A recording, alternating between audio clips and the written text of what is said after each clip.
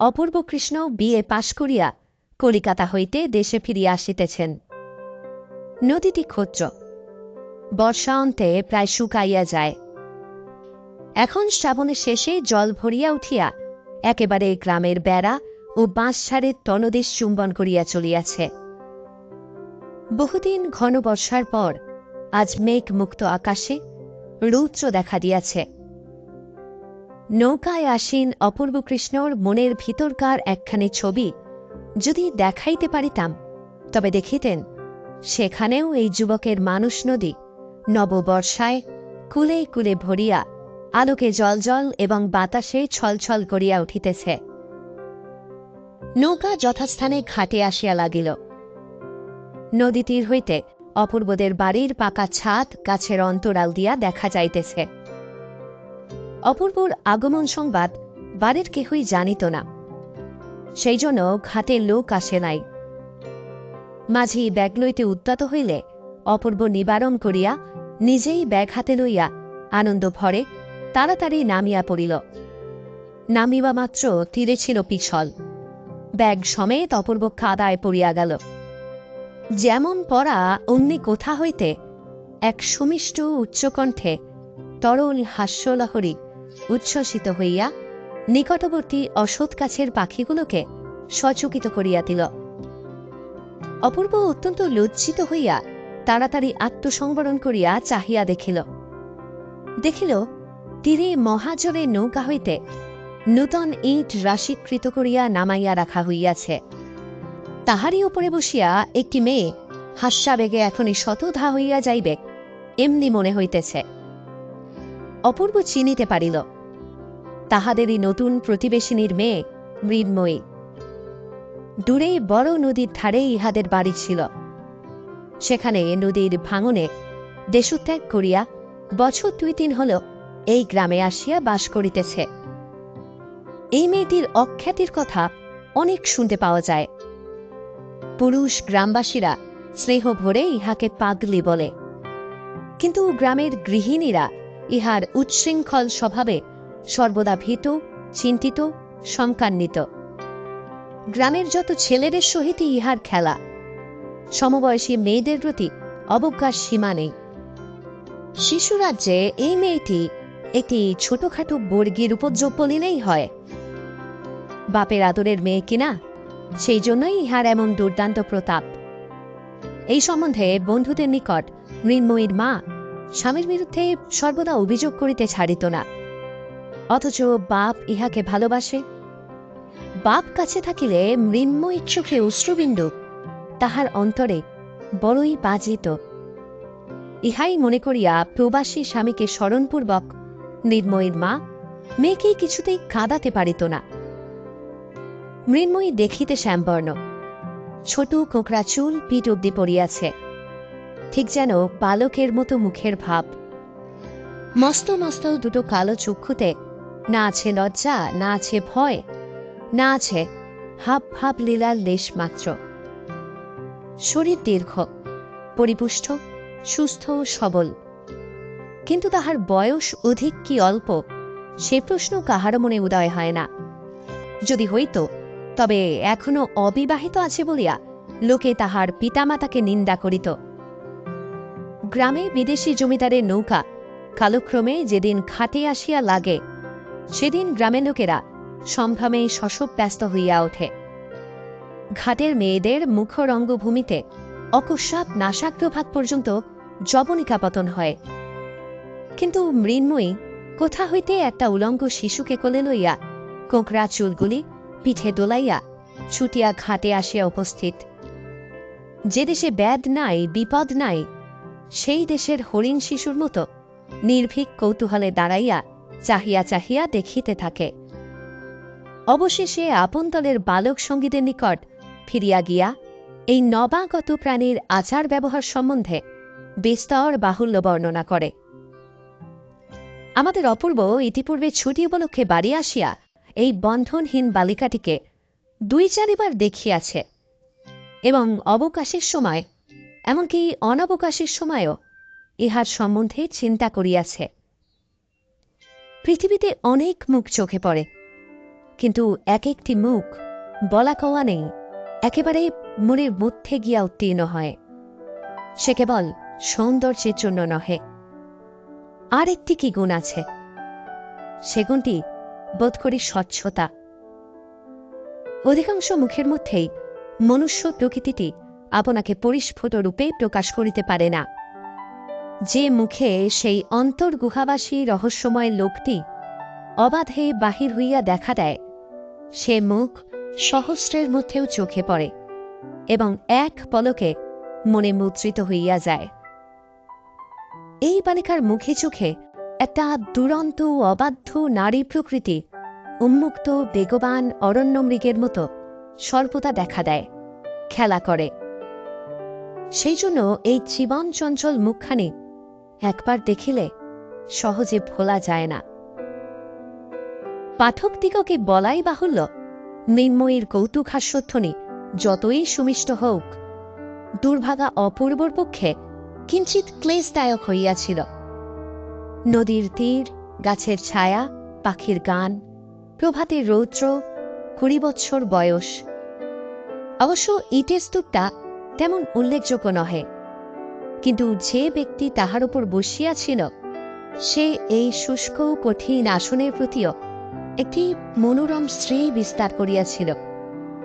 হায়, এমন দৃশ্যের মধ্যে প্রথম পদক্ষেপ মাত্রেই যে সমস্ত কবিত্ব প্রহসনে পরিণত হয়, ইহা অপেক্ষা অদৃষ্টের নিষ্ঠুরতা আর কি বা হতে পারে।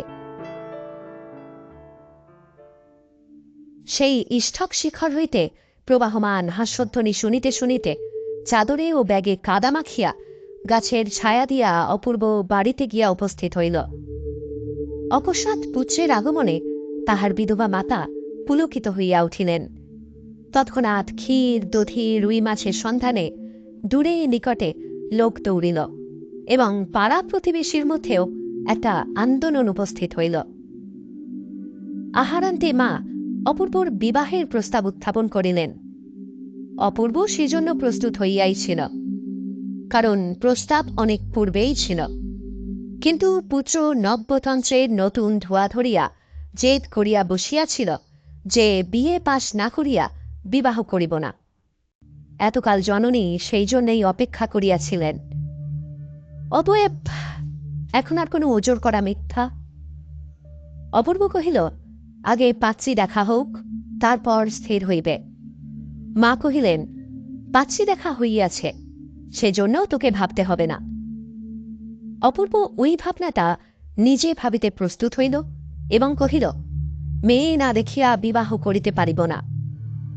মা ভাবিলেন, এমন সৃষ্টি ছাড়া কথা কখনো শোনা যায় নাই, কিন্তু সম্মত হইলেন।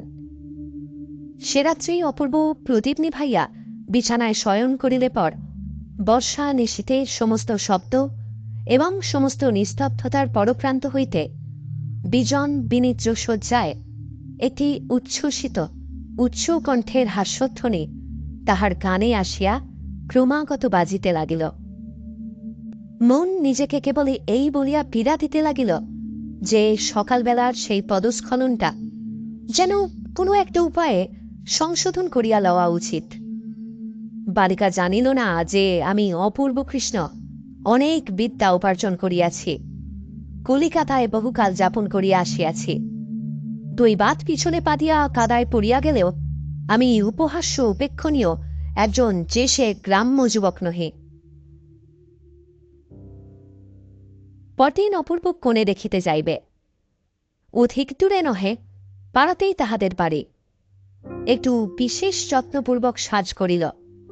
ধুতি ও চাদর ছাড়িয়া সিল্কের চাপকান চোপ্পা, মাথায় একটা গোলাকার পাগড়ি এবং বার্নিশ করা একজোড়া জুতো পাই দিয়া সিল্কের ছাতা হস্তে প্রাতঃকালে বাহির হইল। সম্ভাবিত শ্বশুরবাড়িতে পদার্পণ করিবা মাত্র মহা সমারোহ সমাদরের ঘটা পড়িয়া গেল। অবশেষে যথাকালে কম্পিত হৃদয়ে মেয়েটিকে ঝাড়িয়া মুছিয়া রং করিয়া খোঁপায় রাংতা জড়াইয়া একখানি পাতলা রঙিন কাপড়ে মুড়িয়া বরের সম্মুখে আনিয়া উপস্থিত করা হইল। সে এক কোণে নীরবে মাথা প্রায় হাঁটুর কাছে ঠেকাইয়া বসিয়া রহিল। এবং এক প্রৌঢ়া দাসী তাহাকে সাহস দিবার জন্য পশ্চাতে উপস্থিত হইল। কনের এক বালক ভাই তাহাদের পরিবারের মধ্যে এই এক নতুন অনধিকার প্রবেশোদ্যত লোকটির পাগড়ি, ঘড়ির চেন এবং নবোদ্গত শ্বশ্রু এক মনে নিরীক্ষণ করিতে লাগিল। অপূর্ব কিয়ৎকাল গোঁফে তা দিয়া অবশেষে গম্ভীরভাবে জিজ্ঞেস করিল, তুমি কি পড়ো? বসন ভূষণাচ্ছন্ন লজ্জাস্তূপের নিকট হইতে তাহার কোনো উত্তর পাওয়া গেল না। 2-3 বার প্রশ্ন এবং প্রৌঢ়াদাসীর নিকট হইতে পৃষ্ঠদেশে বিস্তর উৎসাহজনক করতাড়নের পর বালিকা মৃদুস্বরে এক নিঃশ্বাসে অত্যন্ত দ্রুত গতিতে বলিয়া গেল, চারুপাঠের 2য় ভাগ, ব্যাকরণ সারের 1ম ভাগ, ভূগোল বিবরণ, পাটিগণিত, ভারতবর্ষের ইতিহাস। এমন সময় বহির্দেশে একটা অশান্ত গতির ধূপধাপ শব্দ আসিয়া প্রবেশ করিল। অপূর্ব কৃষ্ণের প্রতি দিকপাত না করিয়া একেবারে কনের ভাই রাখালের হাত ধরিয়া টানাটানি আরম্ভ করিয়া দিল।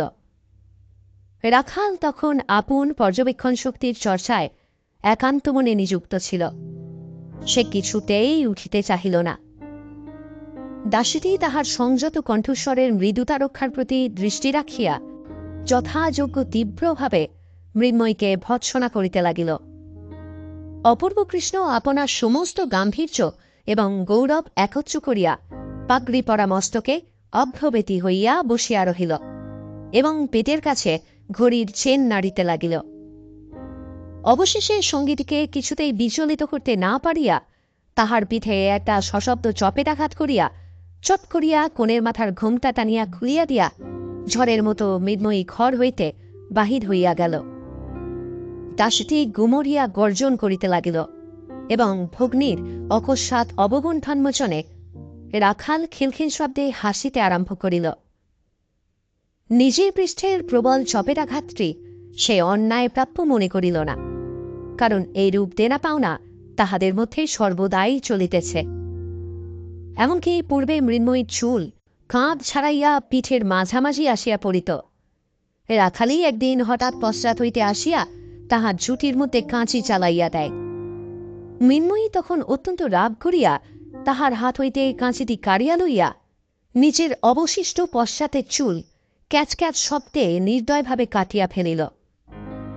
তাহার কোঁকড়া চুলের স্তবকগুলি শাখাচ্যুত হইয়া আঙুরে স্তূপের মতো গুচ্ছগুচ্ছ মাটিতে পড়িয়া গেল। উভয়ের মধ্যে এরূপ শাসন প্রণালী প্রচলিত ছিল।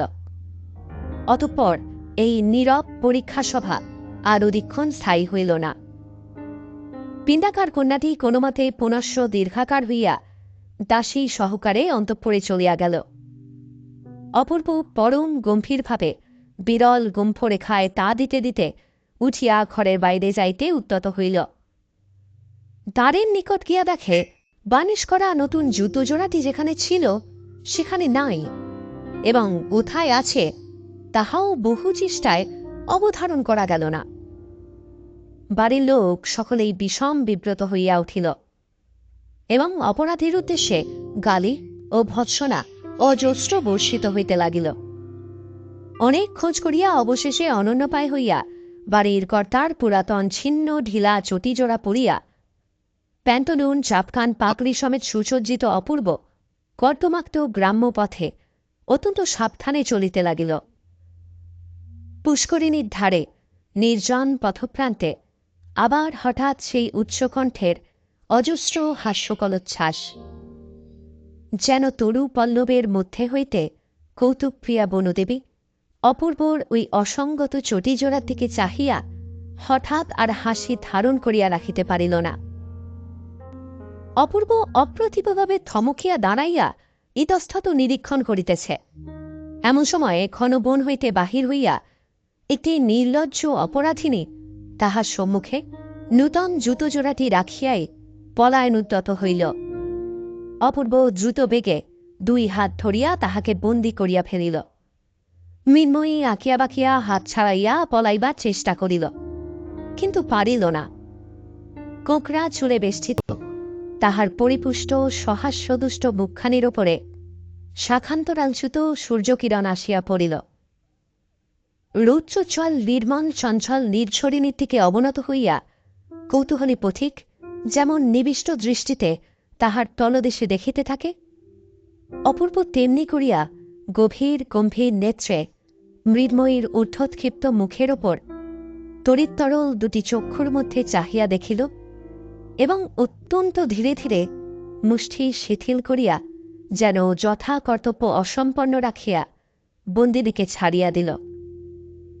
অপূর্ব যদি রাগ করিয়া মৃন্ময়ীকে ধরিয়া মারিত, তাহা হইলে সে কিছুই আশ্চর্য হইত না। এই নির্জন পথের মধ্যে এই অপরূপ নীরব শাস্তির সে কোনো অর্থ বুঝিতে পারিল না। নৃত্যময়ী প্রকৃতির নূপুর নিক্কণের ন্যায় চঞ্চল হাস্যধ্বনিতে সমস্ত আকাশ ব্যাপিয়া বাজিতে লাগিল এবং চিন্তানিমগ্ন অপূর্ব কৃষ্ণ অত্যন্ত ধীর পদক্ষেপে বাড়িতে আসিয়া উপস্থিত হইল। অপূর্ব সমস্ত দিন নানা ছুতা করিয়া অন্তঃপুরে মার সহিত সাক্ষাৎ করিতে গেল না। বাহিরে নিমন্ত্রণ ছিল, খাইয়া আসিল। অপূর্বর মতো একজন কৃতবিত্ত গম্ভীর ভাবুক লোক একটি সামান্য অশিক্ষিতা বালিকার কাছে আপনার লুপ্ত গৌরব উদ্ধার করিবার, আপনার আন্তরিক মাহাত্ম্যের পরিপূর্ণ পরিচয় দিবার জন্য কেন যে এত বেশি উৎকণ্ঠিত হইয়া উঠিবে তাহা বুঝা কঠিন। একটি পাড়াগাঁয়ের চঞ্চল মেয়ে তাহাকে সামান্য লোক মনে করিলেই বা, সে যদি মুহূর্তকালের জন্য তাহাকে হাস্যাস্পদ করিয়া তারপর তাহার অস্তিত্ব বিস্মৃত হইয়া রাখাল নামক একটি নির্বোধ নিরক্ষর বালকের খেলা করিবার জন্য ব্যগ্রতা প্রকাশ করে, তাহাতেই বা ক্ষতি কি? তাহার কাছে প্রমাণ করিবার আবশ্যক কি যে তিনি বিশ্বদ্বীপ নামক মাসিক পত্রে গ্রন্থ সমালোচনা করিয়া থাকেন এবং তাহার তোরঙ্গের মধ্যে এসেন্স, জুতা, রুবিনের ক্যাম্ফর, রঙিন চিঠির কাগজ এবং হারমোনিয়াম শিক্ষা বহিঃসঙ্গে একখানি পরিপূর্ণ খাতা মিশিতের গর্ভে ভাবি উষার ন্যায় প্রকাশের প্রতীক্ষায় রহিয়াছে। কিন্তু মনকে বুঝানো কঠিন। এই পল্লীবাসিনী চঞ্চলা মেয়েটির কাছে শ্রীযুক্ত অপূর্ব কৃষ্ণ রায় বিয়ে কিছুতেই পরাভব স্বীকার করতে প্রস্তুত নহে। সন্ধ্যার সময় অন্তঃপুরে প্রবেশ করিলে মা তাহাকে জিজ্ঞেস করিলেন, কেমন রে অপু, মেয়ে কেমন দেখলে? পছন্দ হয় তো? অপূর্ব কিঞ্চিত অপ্রতিভভাবে কহিল, মেয়ে দেখেছি মা, ওর মধ্যে একটিকে আমার পছন্দ হইয়াছে। মা আশ্চর্য হইয়া কহিলে, তুই আবার কটি মেয়ে দেখলি? অবশেষে অনেক ইতস্ততর পর প্রকাশ পাহিল প্রতিবেশিনী শরতের মেয়ে মৃন্ময়ীকে তার ছেলে পছন্দ করিয়াছে। এত লেখাপড়া শিখিয়া এমনি ছেলের পছন্দ? প্রথমে অপূর্বর পক্ষে অনেকটা পরিমাণ লজ্জা ছিল। অবশেষে মা যখন প্রবল আপত্তি করিতে লাগিলেন, তখন তাহার লজ্জা ভাঙিয়া গেল। সে রোষের মাথায় বলিয়া বসিল, মৃন্ময়ীকে ছাড়া আর কাহাকেও বিবাহ করিব না। অন্য জড়পুত্তলী মেয়েটিকে সে যতই কল্পনা করিতে লাগিল, ততই বিবাহ সম্বন্ধে তাহার বিষম বিতৃষ্ণার উদ্রেক হইল। 2-3 দিন উভয় পক্ষে মান অভিমান, অনাহার অনিদ্রার পর অপূর্বই জয়ী হইল। মা মনকে বোঝাইলেন যে মৃন্ময়ী ছেলে মানুষ এবং মৃন্ময়ীর মা উপযুক্ত শিক্ষাদানে অসমর্থ। বিবাহের পর তাহার হাতে পড়িলেই তাহার স্বভাবের পরিবর্তন হইবে এবং ক্রমশ ইহাও বিশ্বাস করিলেন যে মৃন্ময়ীর মুখখানি বড় সুন্দর।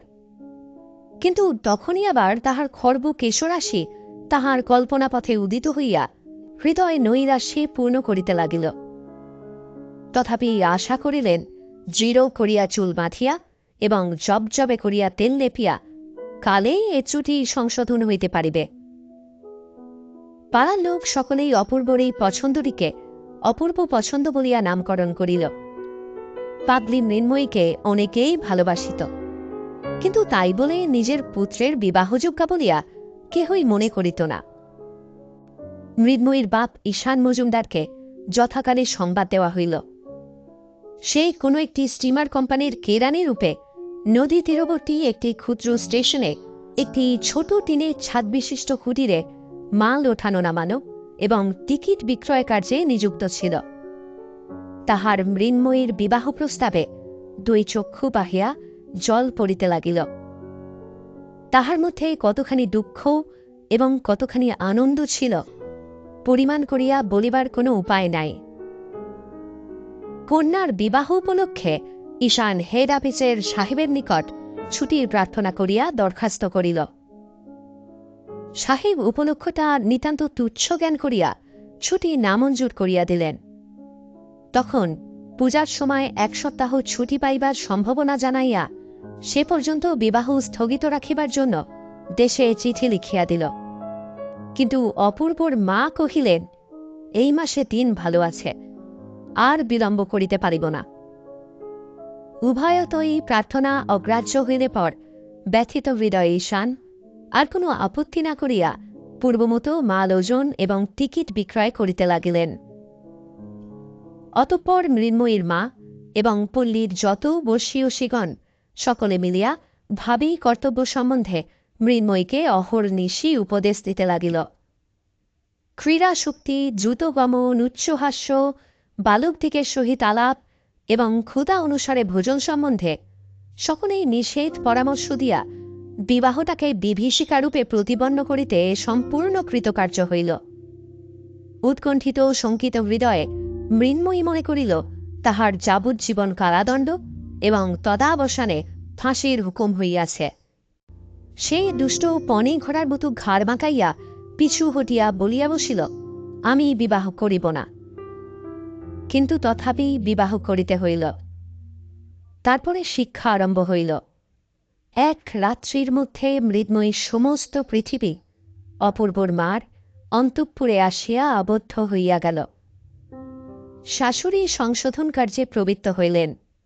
অত্যন্ত কঠিন মুখ করিয়া কহিলেন, দেখো বাছা, তুমি কিন্তু আর কচি খুকি নও, আমাদের ঘরে অমন বেহায়াপনা করিলে চলিবে না। শাশুড়ি যেভাবে বলিলেন মৃন্ময়ী সেভাবে কথাটি গ্রহণ করিল না। সে ভাবিল এই ঘরে যদি না চলে তবে বুঝি অন্যত্র যাইতে হইবে। অপরাহ্নে তাহাকে আর দেখা গেল না। কোথায় গেল খোঁজ পড়িল। অবশেষে বিশ্বাসঘাতক রাখাল তাহাকে তাহার গোপন স্থান হইতে ধরাইয়া দিল। সে বটতলায় রাধাকান্ত ঠাকুরের পরিত্যক্ত ভাঙা রথের মধ্যে গিয়া বসিয়াছিল। শাশুড়িমা এবং পাড়ার সমস্ত হিতৈষীগণ মৃন্ময়ীকে যে রূপে লাঞ্ছনা করিল তাহা পাঠকগণ এবং পাঠিকাগণ সহজেই কল্পনা করিতে পারিবেন। রাত্রে ঘন মেঘ করিয়া ছুপ ছুপ শব্দে বৃষ্টি হইতে আরম্ভ হইল। অপূর্ব কৃষ্ণ বিছানার মধ্যে অতি ধীরে ধীরে মৃন্ময়ীর কাছে ঈষৎ অগ্রসর হইয়া তাহার কানে কানে মৃদুস্বরে কহিল, মৃন্ময়ী, তুমি আমাকে ভালোবাসো না? মৃন্ময়ী সতেজে বলিয়া উঠিল, না, আমি তোমাকে কখনো ভালোবাসব না। তাহার যত রাগ এবং যত শাস্তিবিধান সমস্তই পুঞ্জীভূত বজ্রের ন্যায় অপূর্বর মাথার উপর নিক্ষেপ হইল। অপূর্ব ক্ষুণ্ণ হইয়া কহিল, কেন, আমি কি কোনো দোষ করেছি? মৃন্ময়ী কহিল, তুমি আমাকে বিয়ে করলে কেন? হে অপরাধের সন্তোষজনক কৈফিয়ত দেওয়া কঠিন। কিন্তু অপূর্ব মনে মনে কহিল, যেমন করিয়া হোক এই দুর্বাধ্য মনটিকে বশ করিতেই হইবে। পরদিন শাশুড়ি মৃন্ময়ীর বিদ্রোহী ভাবে সমস্ত লক্ষণ দেখিয়া তাহাকে ঘরে দরজা বন্ধ করিয়া রাখিয়া দিল। অবশেষে কোথাও পালাইবার কোনো পথ না দেখিয়া নিষ্ফল ক্রোধে বিছানা চাদরখানাকে দাঁত দিয়া ছিঁড়িয়া কুটি কুটি করিয়া ফেলিল এবং মাটির ওপর উপুর হইয়া পড়িয়া মনে মনে বাবাকে ডাকিতে ডাকিতে কাঁদিতে লাগিল। এমন সময় ধীরে ধীরে কে তাহার পাশে আসিয়া বসিল। সস্নেহে তাহার থুলি লুণ্ঠিত চুলগুলি কপালের উপর হইতে তুলিয়া দেবার চেষ্টা করিল। মৃন্ময়ী সবলে মাথা নাড়িয়া তাহার হাত সরাইয়া দিল। অপূর্ব কানের কাছে মুখ নত করিয়া মৃদুস্বরে কহিল, আমি লুকিয়ে দরজা খুলে দিয়েছি, এসো আমরা খিড়কির বাগান দিয়ে পালিয়ে যাই। মৃন্ময়ী প্রবল বেগে মাথা নাড়িয়া সতেজে সরদানে কহিল, না। অপূর্ব তাহার চিবুক ধরিয়া মুখ তুলিয়া দিবার চেষ্টা করিয়া কহিল, একবার দেখো কে এসছে। রাখাল ভূপতিত মৃন্ময়ীর দিকে চাহিয়া হতবুদ্ধির ন্যায় দ্বারের কাছে দাঁড়াইয়া রহিল। মৃন্ময়ী মুখ না তুলিয়া অপূর্বর হাত ঠেলিয়া দিল। অপূর্ব কহিল, রাখাল তোমার সাথে খেলা করতে এসেছে, খেলতে যাবে? সে বিরক্তি উচ্ছ্বসিত স্বরে বলিল, না। রাখালও সুবিধা নয় বুঝিয়া কোনো মতে ঘর হইতে পালাইয়া হাঁপ ছাড়িয়া বাঁচিল। অপূর্ব চুপ করিয়া বসিয়া রহিল। মৃন্ময়ী কাঁদিতে কাঁদিতে শ্রান্ত হইয়া ঘুমাইয়া পড়িল। তখন অপূর্ব পা টিপিয়া বাহির হইয়া দ্বারের শিকল দিয়া চলিয়া গেল। তাহার পর দিন মৃন্ময়ী বাপের কাছ হইতে একটি পত্র পাইল। তিনি তাহার প্রাণ প্রতিমা মৃন্ময়ীর বিবাহের সময় উপস্থিত থাকিতে পারেন নাই বলিয়া বিলাপ করিয়া নবদম্পতিকে অন্তরের আশীর্বাদ পাঠাইয়াছেন। মৃন্ময়ী শাশুড়িকে গিয়া কহিল, আমি বাবার কাছে যাব। শাশুড়ি অকস্মাৎ এই অসম্ভব প্রার্থনায় তাহাকে ভৎসনা করিয়া উঠিলেন। কোথায় ওর বাপ তার কোনো ঠিকানা নেই, বলে বাপের কাছে যাব, অনাথ সৃষ্টি আবদার। সেই উত্তর না করিয়া চলিয়া গেল।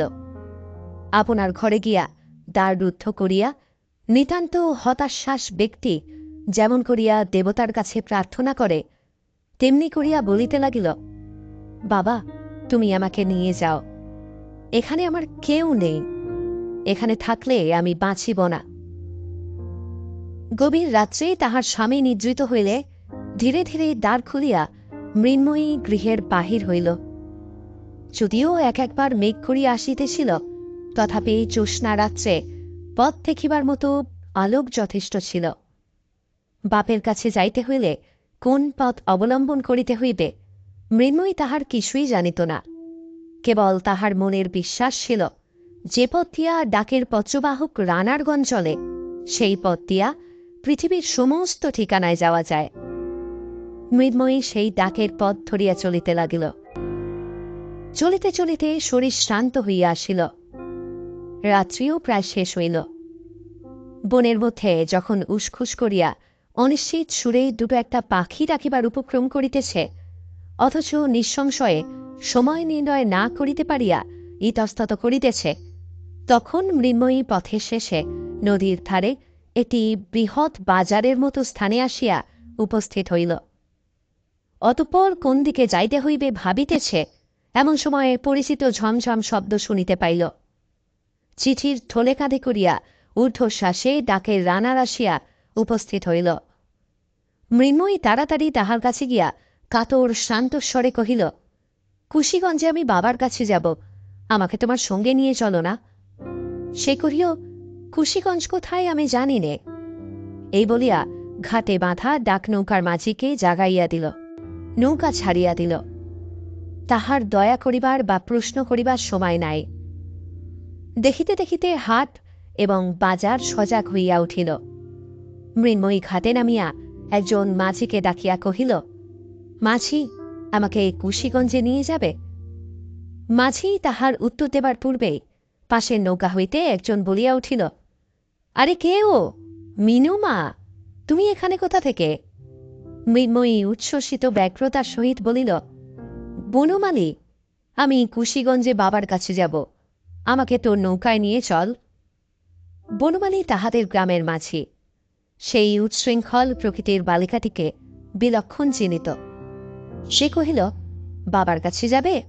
সে তো বেশ কথা, চলো, আমি তোমাকে নিয়ে যাচ্ছি। মৃন্ময়ী নৌকায় উঠিল। মাঝি নৌকা ছাড়িয়া দিল। মেঘ করিয়া মুষলধারে বৃষ্টি আরম্ভ হইল। ভাদ্র মাসের পূর্ণ নদী ফুলিয়া ফুলিয়া নৌকা তোলাইতে লাগিল। মৃন্ময়ীর সমস্ত শরীর নিদ্রায় আচ্ছন্ন হইয়া আসিল। অঞ্চল পাতিয়া সে নৌকার মধ্যে শয়ন করিল এবং এই দুর্দান্ত বালিকা নদীর দোলায় প্রকৃতি স্নেহপালিত শান্ত শিশুটির মতো অকাতরে ঘুমাইতে লাগিল। জাগিয়া উঠিয়া দেখিল সে তাহার শ্বশুর বাড়িতে খাটে শুইয়া আছে। তাহাকে জাগ্রত দেখিয়া ঝি বকিতে আরম্ভ করিল। ঝির কণ্ঠস্বরে শাশুড়ি আসিয়া অত্যন্ত কঠিন কঠিন করিয়া বলিতে লাগিলেন। মৃন্ময়ী বিস্ফারিত নেত্রে নীরবে তাহার মুখের দিকে চাহিয়া রহিল।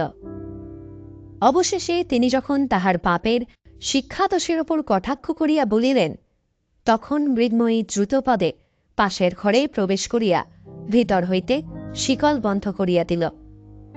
অপূর্ব লজ্জার মাথা খাইয়া মাকে আসিয়া বলিল, মা, বউকে দু একদিনের জন্য একবার বাপের বাড়ি পাঠিয়ে দিতে দোষ কি? মা অপূর্বকে ন ভূত ন ভবিষ্যতি ভৎসনা করিতে লাগিলেন এবং দেশে এত মেয়ে থাকিতে বাছিয়া বাছিয়া এই অস্থিদাহকারী দস্যু মেয়েকে ঘরে আনার জন্য তাহাকেই যথেষ্ট গঞ্জনা করিলেন। সেদিন সমস্ত দিন বাহিরে ঝড় বৃষ্টি এবং ঘরের মধ্যেও অনুরূপ দুর্যোগ চলিতে লাগিল। তাহার পরদিন গভীর রাত্রে অপূর্ব মৃন্ময়ীকে ধীরে ধীরে জাগ্রত করিয়া কহিল, মৃন্ময়ী, তোমার বাবার কাছে যাবে? মৃন্ময়ী সবেগে অপূর্বর হাত চাপিয়া ধরিয়া সচকিত হইয়া কহিল, যাব। অপূর্ব চুপি চুপি কহিল, তবে এসো, আমরা দুজনেই আস্তে আস্তে পালিয়ে যাই। আমি ঘাটে নৌকা ঠিক করে রেখেছি। মৃন্ময়ী অত্যন্ত সকৃতজ্ঞ হৃদয়ে একবার স্বামীর মুখের দিকে চাহিল। তাহার পর তাড়াতাড়ি উঠিয়া কাপড় ছাড়িয়া বাহির হইবার জন্য প্রস্তুত হইল। অপূর্ব তাহার মাতার চিন্তা দূর করিবার জন্য একখানি পত্র রাখিয়া দুইজনে বাহির হইল। মৃন্ময়ী সেই অন্ধকার রাত্রে জনশূন্য নিস্তব্ধ নির্জন গ্রামপথে এই প্রথম স্বেচ্ছায় আন্তরিক নির্ভরের সহিত স্বামীর হাত ধরিল। তাহার হৃদয়ের আনন্দ উদ্বেগ সেই সুকোমল স্পর্শযোগে তার স্বামীর শিরার মধ্যে সঞ্চারিত হইতে লাগিল। নৌকা সেই রাত্রেই ছাড়িয়া দিল। অশান্ত হর্ষোচ্ছ্বাস সত্ত্বেও অনতিবিলম্বেই মৃন্ময়ী ঘুমাইয়া পড়িল। পরদিন কি মুক্তি, কি আনন্দ! দুই ধারে কত গ্রাম, বাজার, শস্যক্ষেত্র, বন, দুই ধারে কত নৌকা যাতায়াত করিতেছে। মৃন্ময়ী প্রত্যেক তুচ্ছ বিষয়ে স্বামীকে সহস্রবার করিয়া প্রশ্ন করিতে লাগিল। ওই নৌকায় কি আছে, উহারা কোথা হইতে আসিতেছে, এই জায়গার নাম কি, এমন সকল প্রশ্ন যাহার উত্তর অপূর্ব কোনো কলেজের বইতে পাই নাই এবং যাহা তাহার কলিকাতার অভিজ্ঞতাতেও কুলাইয়া ওঠে না। বন্ধুগণ শুনিতে লজ্জিত হইবেন, অপূর্ব এই সকল প্রশ্নের প্রত্যেকটারই উত্তর করিয়াছিল এবং অধিকাংশ উত্তরের সহিত সত্যের ঐক্য হয় নাই। যথা সে তিলের নৌকাকে তিসির নৌকা, পাঁচ বেরেকে রায়নগর এবং মুন্সেফের আদালতকে জমিদারির কাছারি বলিতে কিছুমাত্র কুণ্ঠিত বোধ করে নাই এবং এই সমস্ত ভ্রান্ত উত্তরে বিশ্বস্ত হৃদয়ে প্রশ্নকারিণীর সন্তোষে তিলমাত্র ব্যাঘাত জন্মায় নাই। পরদিন সন্ধ্যাবেলা নৌকা কুশিগঞ্জে গিয়া পৌঁছিল। টিনের ঘরে একখানি ময়লা চৌকো কাঁচের লণ্ঠনে তেলের বাতি জ্বালাইয়া ছোট্ট ডেস্কের ওপরে একখানি চামড়ায় বাঁধা মস্ত খাতা রাখিয়া গা খোলা ঈশানচন্দ্র টুলের ওপর বসিয়া হিসাব লিখিতেছিলেন। এমন সময় নবদম্পতি ঘরের মধ্যে প্রবেশ করিল। মৃন্ময়ী ডাকিল, বাবা। সে ঘরে এমন কণ্ঠধ্বনি এমন করিয়া কখনো ধ্বনিত হয় নাই। এই সারে চোখ দিয়া দরদর করিয়া অশ্রু পড়িতে লাগিল। কি বলিবে কি করিবে কিছুই ভাবিয়া পাইল না। তাহার মেয়ে এবং জামাই যেন সাম্রাজ্যের যুবরাজ এবং যুবরাজ মহিষী। এই সমস্ত পাটের বস্তার মধ্যে তাহাদের উপযুক্ত সিংহাসন কেমন করিয়া নির্মিত হইতে পারে, ইহাই যেন তাহার দিশাহারা বুদ্ধি ঠিক করিয়া উঠিতে পারিল না। তাহার পর আহারের ব্যাপার, সেও এক চিন্তা। দরিদ্র কেরানি নিজ হস্তে ডাল ভাতে ভাত পাক করিয়া খায়। আজ এই আনন্দের দিনে সে কি করিবে, কি খাওয়াইবে? মৃন্ময়ী কহিল, বাবা, আজ আমরা সকলে মিলিয়া রাঁধিব। অপূর্ব এই প্রস্তাবে সাতিশয়ে উৎসাহ প্রকাশ করিল। ঘরের মধ্যে স্থানাভাব, লোকাভাব, অন্নাভাব। কিন্তু ক্ষুদ্র ছিদ্র হইতে ফোয়ারা যেমন চতুর্গুণ বেগে উত্থিত হয়, তেমনি দারিদ্র্যের সংকীর্ণ মুখ হইতে আনন্দ পরিপূর্ণ ধারায় উচ্ছ্বসিত হইতে লাগিল। এমনি করিয়া 3 দিন কাটিল। 2 বেলা নিয়মিত স্টিমার আসিয়া লাগে। কত লোক, কত কোলাহল। সন্ধ্যাবেলায় নদী তীর একেবারে নির্জন হইয়া যায়। তখন কি অবাধ স্বাধীনতা, এবং 3 জনে মিলিয়া নানা প্রকারে জোগাড় করিয়া ভুল করিয়া এক করিতে আর এক করিয়া তুলিয়া রাঁধাবাড়া। তাহার পর মৃন্ময়ীর বলয় ঝম্পিত স্নেহহস্তের পরিবেশনে শ্বশুর জামাতার একত্রে আহার এবং গৃহিণীপনার সহস্র ত্রুটি প্রদর্শনপূর্বক মৃন্ময়ীকে পরিহাস ও তাহা লইয়া বালিকার আনন্দ কলহ এবং মৌখিক অভিমান। অবশেষে অপূর্ব জানাইল আর অধিক দিন থাকা উচিত হয় না। মৃন্ময়ী করুণ স্বরে আরও কিছুদিন সময় প্রার্থনা করিল। ঈশান কহিল, কাজ নাই। বিদায়ের দিন কন্যাকে বুকের কাছে টানিয়া তাহার মাথায় হাত রাখিয়া অশ্রু কত কত কণ্ঠে ঈশান কহিলেন, মা, তুমি শ্বশুর ঘর উজ্জ্বল করিয়া লক্ষ্মী হইয়া থাকিও। কেহ যেন আমার মিনুর কোনো দোষ না ধরিতে পারে। মৃন্ময়ী কাঁদিতে কাঁদিতে স্বামীর সহিত বিদায় লইল।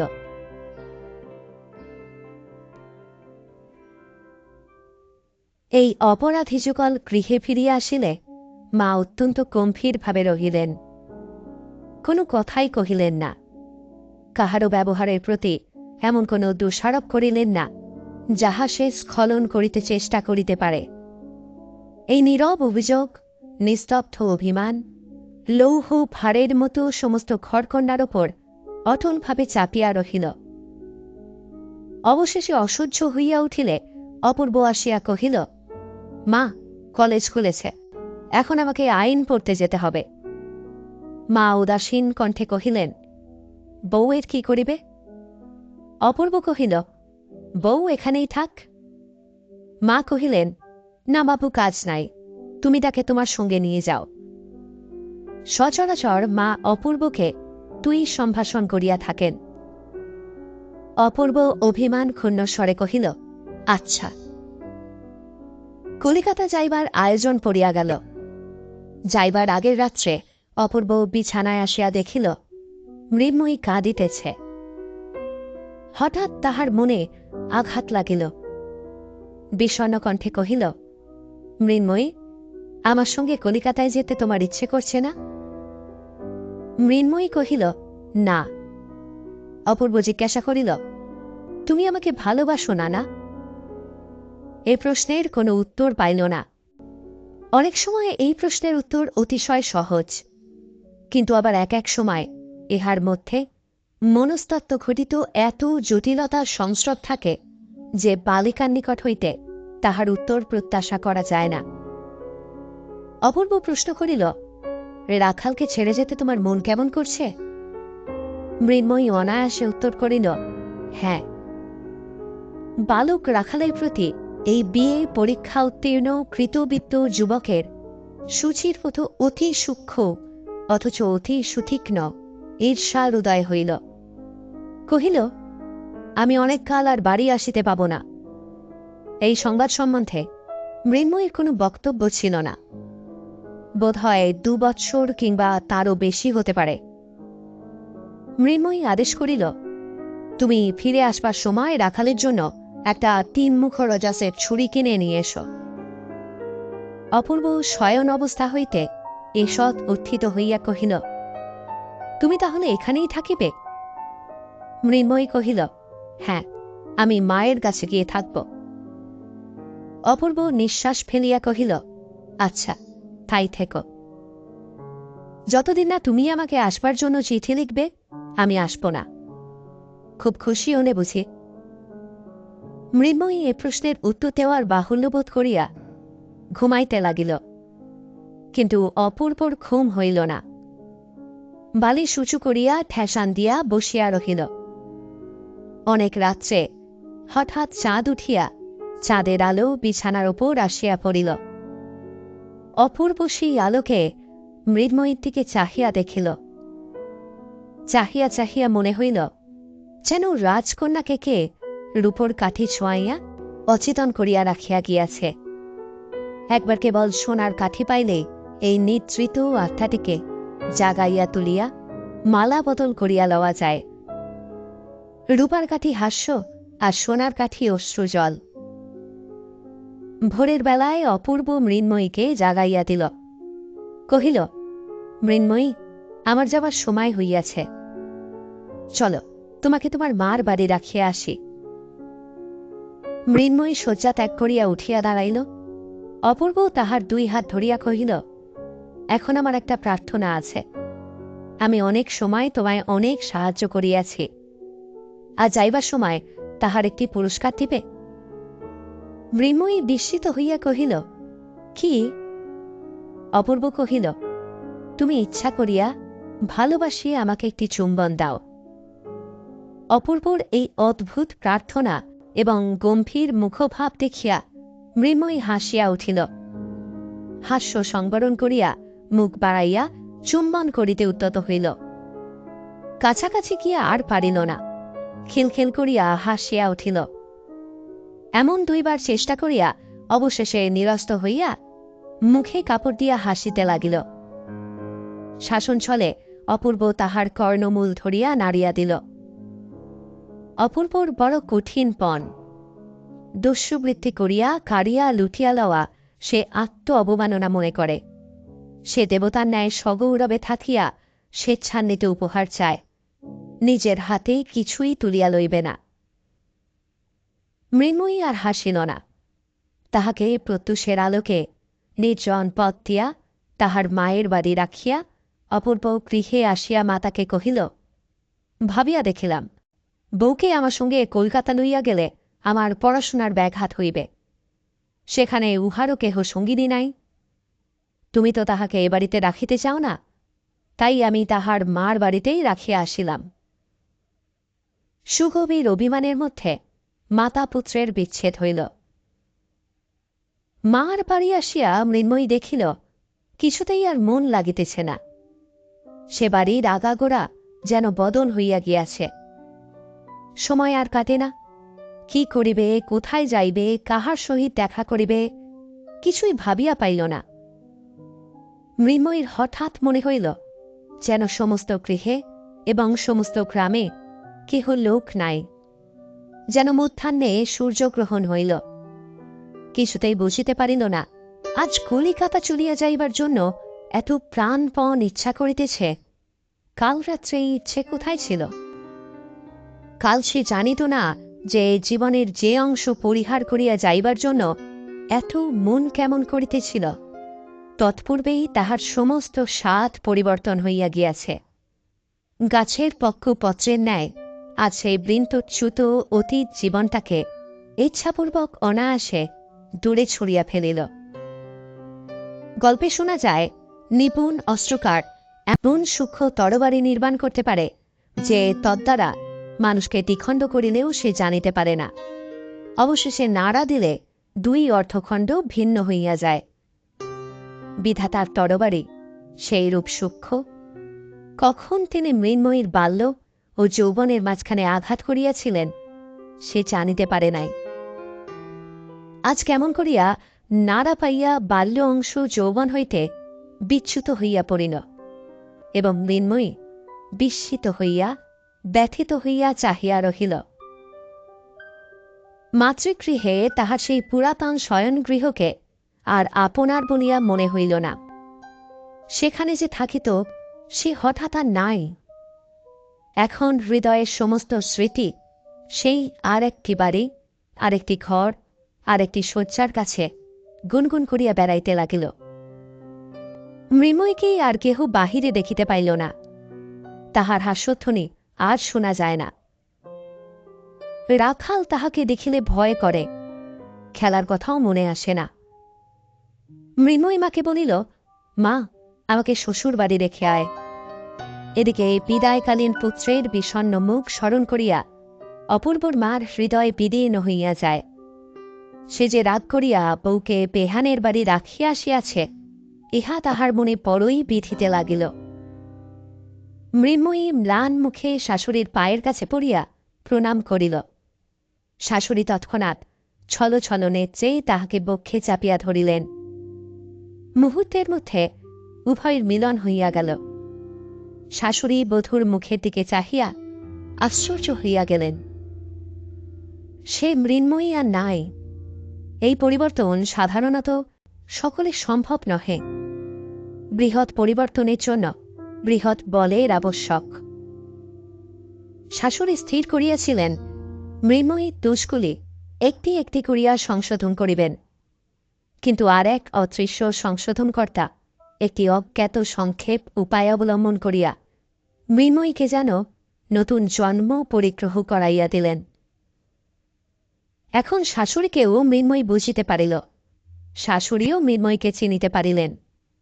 তরুর সহিত শাখা প্রশাখার যেরূপ মিল, সমস্ত ঘরকন্যা তেমনি পরস্পর অখণ্ড সম্মিলিত হইয়া গেল। এই যে একটি গভীর স্নিগ্ধ বিশাল রমণী প্রকৃতি মৃন্ময়ীর সমস্ত শরীরে ও সমস্ত অন্তরে রেখায় রেখায় ভরিয়া উঠিল, ইহাতে তাহাকে যেন বেদনা দিতে লাগিল। প্রথম আষাঢ়ের শ্যাম সজল নবমেঘের মতো তাহার হৃদয়ে একটি অশ্রুপূর্ণ বিস্তীর্ণ অভিমানের সঞ্চার হইল। সেই অভিমান তাহার চোখের ছায়াময় সুদীর্ঘ পল্লবের ওপর আরও একটি গভীরতর ছায়া নিক্ষেপ করিল। সে মনে মনে বলিতে লাগিল, আমি আমাকে বুঝিতে পারি নাই বলিয়া তুমি আমাকে বুঝিলে না কেন? তুমি আমাকে শাস্তি দিলে না কেন? তোমার ইচ্ছা অনুসারে আমাকে চালনা করাইলে না কেন? আমি রাক্ষসী যখন তোমার সঙ্গে কলিকাতা যাইতে চাহিলাম না, তুমি আমাকে জোর করিয়া ধরিয়া লইয়া গেলে না কেন? তুমি আমার কথা শুনিলে কেন? আমার অনুরোধ মানিলে কেন? আমার অবাধ্যতা সহিলে কেন? তাহার পর অপূর্ব যেদিন প্রভাতে পুষ্করিণী তীরে নির্জন পথে তাহাকে বন্দী করিয়া কিছু না বলিয়া একবার কেবল তাহার মুখের দিকে চাহিয়াছিল, সেই পুষ্করিণী, সেই পথ, সেই তরুতল, সেই প্রভাতের রৌদ্র এবং সেই হৃদয়ে ভারাবনত গভীর দৃষ্টি তাহার মনে পড়িল। হঠাৎ সে তাহার সমস্ত অর্থ বুঝিতে পারিল। তাহার পর সেই বিদায়ের দিনের যে চুম্বন অপূর্বর মুখের দিকে অগ্রসর হইয়া ফিরিয়া আসিয়াছিল, সেই অসম্পূর্ণ চুম্বন এখন মরু মরীচিকাভিমুখী তৃষার্ত পাখির ন্যায় ক্রমাগত সেই অতীত অবসরের দিকে ধাবিত হইতে লাগিল। কিছুতেই তাহার আর পিপাসা মিটিল না। এখন থাকিয়া থাকিয়া মনে কেবল উদয় হয়, আহা, অমুক সময়টি যদি এমন করিতাম, অমুক প্রশ্নের উত্তর যদি এই উত্তর দিতাম, তখন যদি এমন হইত। অপূর্বর মনেও এই বলিয়া ক্ষোভ জন্মিয়াছিল যে মৃন্ময়ী আমার সম্পূর্ণ পরিচয় পায় নাই।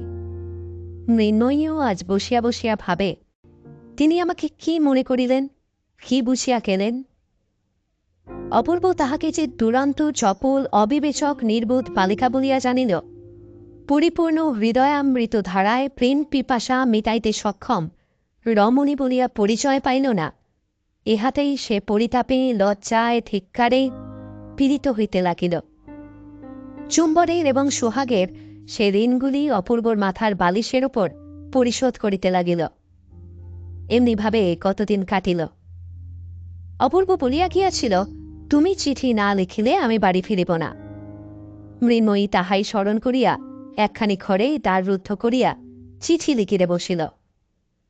অপূর্ব তাহাকে যে সোনালি পাড় দেওয়া রঙিন কাগজ দিয়াছিল তাহাই বাহির করিয়া বসিয়া ভাবিতে লাগিল। খুব যত্ন করিয়া ধরিয়া লাইন বাঁকা করিয়া অঙ্গুলিতে কালি মাখিয়া অক্ষর ছোট বড় করিয়া ওপরের কোনো সম্বোধন না করিয়া একেবারে লিখিল, তুমি আমাকে চিঠি লিখো না কেন? তুমি কেমন আছো? আর তুমি বাড়ি এসো। আর কি বলবার আছে কিছুই ভাবিয়া পাইল না। হাসল বক্তব্য কথা সকলেই বলা হইয়া গেল বটে, কিন্তু মনুষ্য সমাজে মনের ভাব আরেকটু বাহুল্য করিয়া প্রকাশ করা আবশ্যক। মৃন্ময়ীও তাহা বুঝিল। এজন্য আরও অনেকক্ষণ ভাবিয়া ভাবিয়া আর কয়েকটি নতুন কথা সংযোজন করিয়া দিল। এইবার তুমি আমাকে চিঠি লিখো, আর কেমন আছো লিখো, আর বাড়ি এসো। মা ভালো আছেন, বিশু পুটি ভালো আছে, কাল আমাদের কালো গরুর বাছুর হয়েছে। এই বলিয়া চিঠি শেষ করিল। চিঠি লেফাফায় মুড়িয়া প্রত্যেক অক্ষরটির উপর একটি ফোঁটা করিয়া মনের ভালোবাসা দিয়া লিখিল, শ্রীযুক্ত বাবু অপূর্ব কৃষ্ণ রায়। ভালোবাসা যতই দিক, তবু লাইন সোজা, অক্ষর সুছাঁট এবং বানান শুদ্ধ হইল না। লেফাফায় নামটুকু ব্যতীত আরও কিছু যে লেখা আবশ্যক, মৃন্ময়ী তাহা জানা ছিল না। পাছে শাশুড়ি অথবা আর কাহারও দৃষ্টিপথে পড়ে, সে লজ্জায় চিঠিখানা একটি বিশ্বস্ত দাসীর হাতে ডাকে পাঠাইয়া দিল। বলাই বাহুল্য, এ পত্রের কোনো ফল হইল না। অপূর্ব বাড়ি আসিল না। মা দেখিলেন ছুটি হইল, তবু অপূর্ব বাড়ি আসিল না। মনে করিলেন এখনো সে তাহার উপর রাগ করিয়া আছে। মৃন্ময়ীও স্থির করিল অপূর্ব তাহার উপর বিরক্ত হইয়া আছে। তখন আপনার চিঠিখানা মনে করিয়া সে লজ্জায় মরিয়া যাইতে লাগিল। সে চিঠিখানা যে কত তুচ্ছ, তাহাতে যে কোনো কথাই লেখা হয় নাই, তাহার মনের ভাব যে কিছুই প্রকাশ করা হয় নাই, সেটা পাঠ করিয়া অপূর্ব যে মৃন্ময়ীকে আরও ছেলেমানুষ মনে করিতেছে, মনে মনে আরও অবজ্ঞা করিতেছে, ইহা ভাবিয়া সে সরবৃদ্ধের ন্যায় অন্তরে অন্তরে ছটফট করিতে লাগিল। দাসীকে বারবার করিয়া জিজ্ঞেস করিল, সে চিঠিখানা কি তুই ডাকে দিয়ে এসছিস? দাসী তাকে সহস্রবার আশ্বাস দিয়া কহিল, হ্যাঁ গো, আমি নিজের হাতে বাক্সের মধ্যে ফেলে দিয়েছি। বাবু তো এতদিনে কোন কালে পেয়েছে। অবশেষে অপূর্বর মা মৃন্ময়ীকে ডাকিয়া কহিলেন, বৌমা, অপু অনেকদিন তো বাড়ি এলো না, তাই মনে করছি কলকাতায় গিয়ে তাকে দেখে আসিকে। তুমি সঙ্গে যাবে? মৃন্ময়ী সম্মতিসূচক ঘাড় নাড়িল এবং ঘরের মধ্যে আসিয়া দ্বার রুদ্ধ করিয়া বিছানার ওপর পড়িয়া বালিশখানা বুকের ওপর চাপিয়া ধরিয়া হাসিয়া নাড়িয়া চড়িয়া মনের আবেগ উন্মুক্ত করিয়া দিল। তাহার পর ক্রমে গম্ভীর হইয়া, বিষণ্ণ হইয়া, আশঙ্কায় পরিপূর্ণ হইয়া বসিয়া কাঁদিতে লাগিল। অপূর্বকে কোনো খবর না দিয়া এই দুটি অনুতপ্তা রমণী তাহার প্রসন্নতা ভিক্ষা করিবার জন্য কলিকাতা যাত্রা করিল। অপূর্বর মা সেখানে তাহার জামাই বাড়িতে গিয়া উঠিলেন। সেদিন মৃন্ময়ীর পত্রের প্রত্যাশায় নিরাশ হইয়া সন্ধ্যাবেলায় অপূর্ব প্রতিজ্ঞা ভঙ্গ করিয়া নিজেই তাহাকে পত্র লিখিতে বসিয়াছে। কোনো কথাই পছন্দ মতো হইতেছে না। এমন একটা সম্বোধন খুঁজিতেছে যাহাতে ভালোবাসা প্রকাশ হয়, অথচ অভিমানও ব্যক্ত হয়। কথা না পাইয়া মাতৃভাষার উপর অশ্রদ্ধা দৃঢ়তর হইতেছে। এমন সময় ভগ্নিপতির নিকট হইতে পত্র পাইল, মা আসিয়াছেন, শীঘ্র আসিবে এবং রাত্রে এইখানেই আহারদি করিবে। সংবাদ সমস্ত ভালো। শেষ আশ্বাস সত্ত্বেও অপূর্ব অমঙ্গল আশঙ্কায় বিমর্ষ হইয়া উঠিল। অবিলম্বে ভগ্নীর বাড়ি গিয়া উপস্থিত হইল। সাক্ষাৎ মাত্রই মাকে জিজ্ঞাসা করিল, মা, সব ভালো তো? মা কহিলেন, সব ভালো। তুই ছুটিতে বাড়ি গেলি না, আমি তোকে নিতে এসছি। অপূর্ব কহিল, সেজন্য এত কষ্ট করিয়া আসিবার কি আবশ্যক ছিল? আইন পরীক্ষার পড়াশোনা ইত্যাদি। আহারের সময় ভগ্নী জিজ্ঞাসা করিল, দাদা, এবার বউকে তোমার সঙ্গে আনলে না কেন? দাদা গম্ভীরভাবে কহিতে লাগিলেন, আইনের পড়াশোনা ইত্যাদি। ভগ্নীপতি হাসিয়া কহিল, ও সমস্ত মিথ্যা ওজর, আমাদের ভয়ে আনতে সাহস হয় না। ভগ্নী কহিল, ভয়ঙ্কর লোকটাই বটে, ছেলে মানুষ, হঠাৎ দেখলে আচমকা আঁতকে উঠতে পারে। এইভাবে হাস্য পরিহাস চলিতে লাগিল। কিন্তু অপূর্ব অত্যন্ত বিমর্ষ হইয়া রহিল। কোনো কথা তাহার ভালো লাগিতেছিল না। তাহার মনে হইতেছিল, সেই যখন মা কলকাতায় আসিলেন, তখন মৃন্ময়ী ইচ্ছে করিলে অনায়াসে তাহার সঙ্গে আসিতে পারিত। বোধহয় মা তাহাকে সঙ্গে আনিবার চেষ্টাও করিয়াছিলেন, কিন্তু সে সম্মত হয় নাই। এ সম্বন্ধে সংকোচবশত মাকে কোনো প্রশ্ন করিতে পারিল না। সমস্ত মানব জীবন এবং বিশ্বরচনাটা আগাগোড়া ভ্রান্তি সংকুল বলিয়া বোধ হইল। আহারান্তে প্রবল বেগে বাতাস উঠিয়া বিষম বৃষ্টি আরম্ভ হইল। ভগ্নী কহিল, দাদা, আজ আমাদের এখানেই থেকে যাও। দাদা কহিল, না, বাড়ি যেতে হবে, কাজ আছে। ভগ্নীপতি কহিল, রাত্রে তোমার আবার কিসের কাজ? এখানে এক রাত্রি থেকে গেলে তোমার তো কারোর কাছে জবাবদিহি করতে হবে না। তোমার ভাবনা কি? অনেক পীড়াপিড়ির পর বিস্তর অনিচ্ছা সত্ত্বে অপূর্ব সে রাত্রে থাকিয়া যাইতে সম্মত হইল। ভগ্নী কহিল, দাদা তোমাকে শ্রান্ত দেখাচ্ছে, তুমি আর দেরি করো না, চলো শুতে চলো। অপূর্বরও সেই ইচ্ছা। শয্যাতলে অন্ধকারের মধ্যে একলা হইতে পারিলে বাঁচে। কথার উত্তর প্রত্যুত্তর করিতে ভালো লাগিতেছে না। শয়নগৃহের দ্বারে আসিয়া দেখিল ঘর অন্ধকার। ভগ্নী কহিল, বাতাসে আলো নিভে গেছে দেখছি, তা আলো এনে দেব কি? অপূর্ব কহিল, না দরকার নেই, আমি রাতে আলো রাখি না। ভগ্নী চলিয়া গেলে অপূর্ব অন্ধকারে সাবধানে খাটের অভিমুখে গেল। খাটে প্রবেশ করিতে উদ্যত হইতেছে এমন সময় হঠাৎ বলয়নিক্ষণ শব্দে একটি সুকোমল বাহুপাশ তাহাকে সুকঠিন বন্ধনে বাঁধিয়া ফেলিল এবং একটি পুষ্পপুটুতুল্য ওষ্ঠাধার দস্যুর মতো আসিয়া পড়িয়া অবিরল অশ্রু জলসিক্ত আবেগপূর্ণ চুম্বনে তাহাকে বিস্ময় প্রকাশের অবকাশটুকুও দিল না। অপূর্ব প্রথমে চমকিয়া উঠিল, তাহার পর বুঝিতে পারিল অনেক দিনের একটি হাস্যবাধায় অসম্পন্ন চেষ্টা আজ অশ্রু জলধারায় সমাপ্ত হইল।